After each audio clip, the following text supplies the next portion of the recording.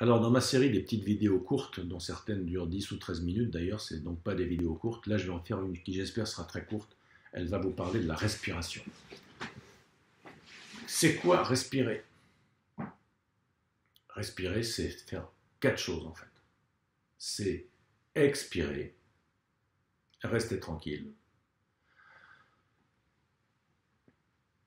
inspirer, rester en état de plénitude, et expirer. Alors on va décomposer ça. Quand vous expirez, qu'est-ce qui se passe?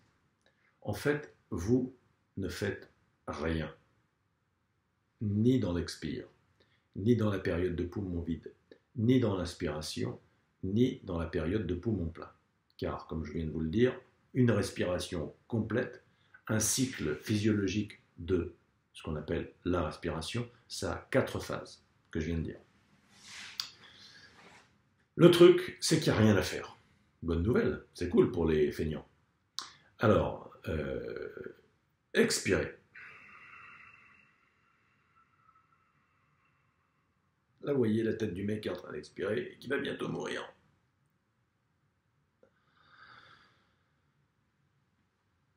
Voilà. Ce qui s'est passé là, c'est que j'ai laissé s'expirer, expirer, expirer, expirer, expirer. Et puis vous voyez, au bout d'un moment, il n'y a plus rien, il n'y a plus d'air, il n'y a plus rien, il n'y a plus de souffle, il n'y a plus le souffle de vie pour parler. Et puis il y a quelques microsecondes ou quelques secondes dans lesquelles il y a un état tranquille, de vide. Il y a une plénitude dans ce vide, mais c'est d'abord un vide d'oxygène. La cage thoracique est réduite à sa plus simple expression, à son volume le plus étroit possible. Les muscles expirateurs ont été mobilisés au maximum. Et là, vous constatez qu'il y a présence, il y a essence, il y a conscience de cet état. Quand vous avez expiré, vous n'avez pas disparu. Quand vous expirez, vous ne mourrez pas. Quand vous mourrez, vous ne disparaissez pas. Vous êtes conscience de ce processus et de cet état vide et présent. Tant que votre corps est en vie, la vague revient et vous repartez dans une inspiration. Dans une inspiration dans laquelle vous ne faites pas d'effort. Tout simplement, vous êtes inspiré. Alors si vous êtes un sportif ou si vous êtes un professeur de yoga ou je ne sais pas quoi qui fait des respirations compliquées, droite, gauche, narine droite, inspire de 16, expire de 8, rétention à 4, à poumon plein, etc. Enfin des trucs sophistiqués qui sont très intéressants.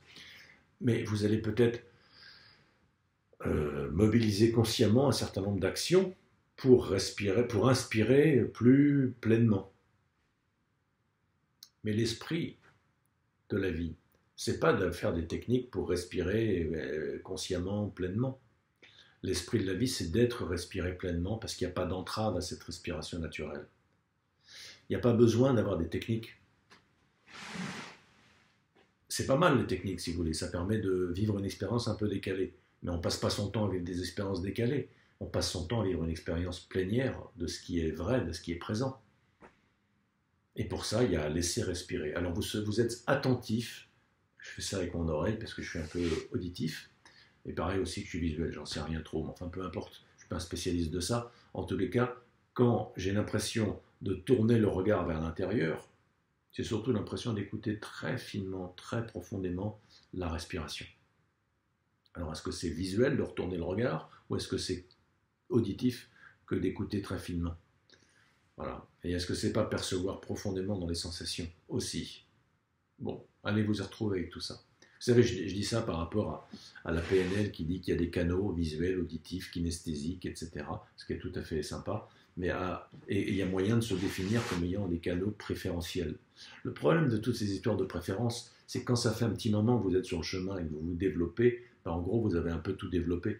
Ce qui veut dire que vous avez des préférences initiales qui resteront vos préférences initiales, mais elles sont tellement complétées par le reste qu'à la limite, elles sont en concurrence. Je ne parle pas de moi, là. Je parle de n'importe qui a fait un certain travail sur lui-même, y compris corporel. Donc, ces canaux préférentiels sont pas... des fois sont très, très, très typés, et des fois sont assez équilibré avec le reste. Vous n'y pouvez rien, vous êtes un type équilibré, vous êtes un type pointu. Mais c'est pas mieux d'être pointu qu'équilibré, ça dépend qui vous êtes, il faut savoir qui vous êtes et s'assumer comme vous êtes. Voilà. Bon, je dis ça parce que c'est des questions qui se posent souvent aussi. Est-ce que c'est mieux d'être comme ci ou d'être comme ça? Mais c'est pas mieux. Ce qui est mieux, c'est d'être comme vous êtes. Et ce qui est mieux, c'est de savoir comment vous êtes, de le repérer et d'être bien avec. Ça, c'est bien. Voilà. Alors, qu'est-ce que je vous racontais, moi? J'étais en train de vous parler de la respiration. Et, voyez, se laisser inspirer, c'est se laisser inspirer par l'inspiration, la muse qui avec le petit doigt de l'intuition, susurre au poète les vers de poésie qu'il va écrire, ou au peintre, la peinture qu'il va faire, ou au musicien, la mélodie qu'il va, entre guillemets, retraduire de ce qu'il entend par son intuition. Il capte des mélodies, des sphères, et il le retraduit dans des choses merveilleuses, ou dans des petites chansonnettes à 2 balles, mais qui traduisent quelque chose. Et à 2 balles, c'est qu'un jugement de valeur, c'est plaqué sur l'expérience de l'extérieur, mais la réalité, c'est qu'il n'y a rien qui est à 2 balles. Et il n'y a rien qui est génial. Il y a juste des choses qui sont plus ou moins alignées avec, dans la pureté de la résonance. Voilà.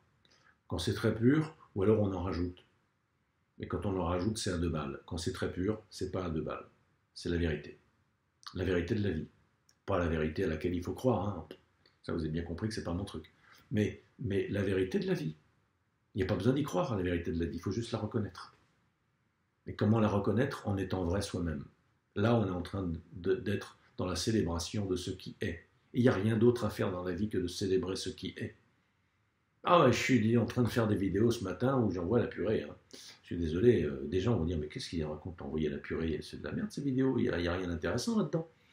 Bah écoutez, c'est très bien. Moi je vous dis, en tout cas, que je suis en train de délivrer là, de distiller. Je m'en rends compte, je n'ai pas fait exprès, ce n'est pas une intention que j'avais.